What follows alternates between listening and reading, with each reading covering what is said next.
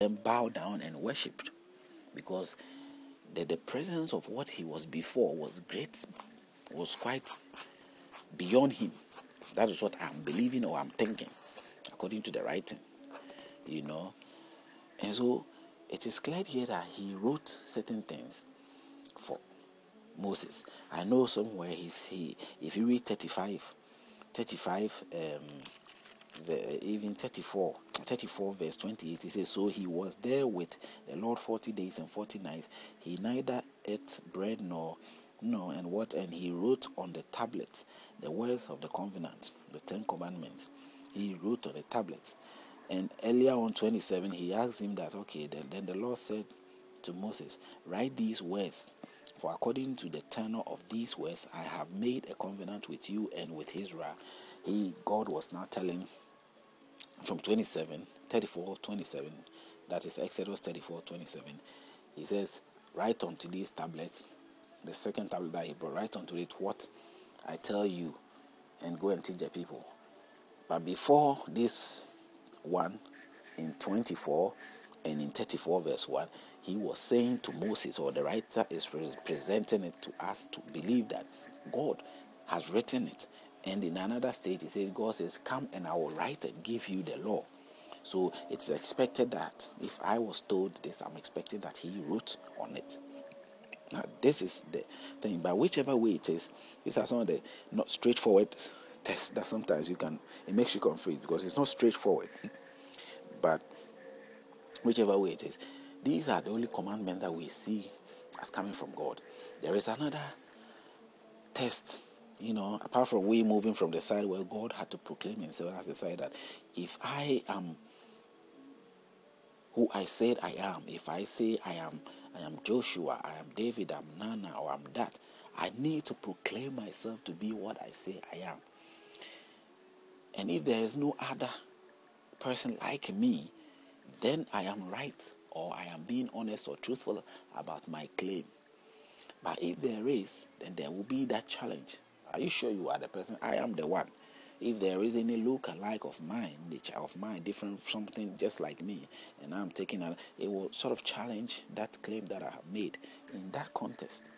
So let's prove that. But let's move on to prove the other writings of the book that I came across. If you read Deuteronomy 4:13, in Deuteronomy 4:13, it says that's I was pointing that earlier on.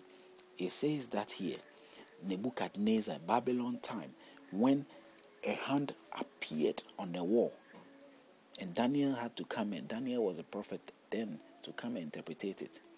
He's a prophet of the father of the king at that time. And so when the king is not there and his son is there, then the son need help. They suggest that he come and do the interpretation. In Deuteronomy 4 verse 13, okay, it says, so he declared to you his covenant which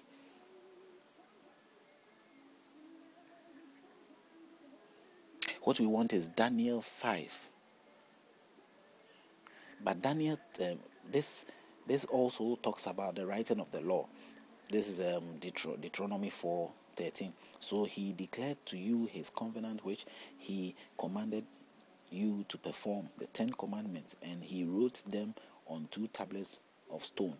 And he wrote them, either Moses wrote them or God. It's not straightforward, but which it was written on a stone. But what we're looking for here is Daniel confirming, confirming that particular part of which a hand also write on the wall, presumably considered to be the hand of God. And Daniel had to come and interpret it at that time, because he was the prophet at that time. As I was explaining, the Exodus 4:13 just was chipped in there. I got confused with it, with the Daniel one. The Daniel 5, in the time of Nebuchadnezzar, Belshazzar was the king at that time. So Daniel 5:5, it says, in the same hour the fingers of the man's hand appeared and wrote opposite the lampstand on the plaster of the wall of the king's palace. And the king saw the part of the hand that wrote, just a hand appear and writing. Now, if you believe in a God that is real and living God, He's capable of writing. He's capable of doing that. Daniel came there and Daniel was at ease. Daniel was not surprised. But the message, even though it was for them, they couldn't read it nor understand it, even though the message was for the king. So I also sometimes realize that, okay, if that was the case and the story is true, if Daniel is reading something that only him understands what he's reading, what's the proof that he's saying the truth? The only proof is the works that will come after that. Because if what he says is a prophecy of some kind and it doesn't happen, then his head will be on the plate. You know, the king will sort of, it's just like the time in Egypt and all that. Joseph, the time of Joseph, when Joseph got lost and the Pharaoh had to, appoint him in the dream interpretation. It will happen. But if that is not the case, whatever he wants to say about the written words, interpretation, he can interpret it anyhow. So interpretation has its own way of dealing with. But if I believe, if you have that belief, fine, you have to consider these things. But for me to have the assurance that somehow God is not discriminative and God has no limitations as to what He wants to do, and say that God has His own language and He can't speak any other language. If we believe He put these languages in our mouth, then why should He not be able to speak or interpret to us or understand our language? And He can even write for us to understand. So if the message was for the people, He wrote on the wall, it should have been something that they would have understood. There wouldn't need for any prophet to come in there. But well, then again, the Bible is being presented, and how it's being presented is that the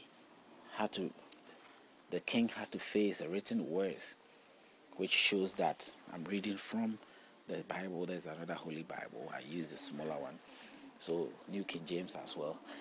And basically, what was happening to the king was that somebody has written on the wall, not a full person standing there. It's just somebody's hand, a hand appear, a living hand, life hand, writing on the wall, and so that was strange, that was very strange. I mean, today, if that was to happen, it's strange, but that is what happened.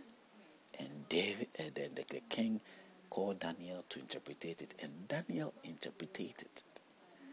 Daniel interpreted it according to how he understood it. And the king had to believe, right? So at the end of the day, the God of that time, or whichever God or spirit was there, was capable of proving himself by directly coming in and, presenting himself the way he sees fit. Why is it so different today? This is someone trying to say that the true God that we believe in, or we sort of entrust ourselves into, is not just any other, but a God that we define as a true God. I know everybody define his God as a true God, yes. But whatever everybody is saying, let's take it that way. Their God, every God is a true God. The God is a true God, and God must be a true God. But the only proof that a pagan is a pagan and a true God is a true living God is the works that comes along. If Elijah claimed his God was real and yet he couldn't prove anything, and Paul claimed his God was real and could not prove anything, and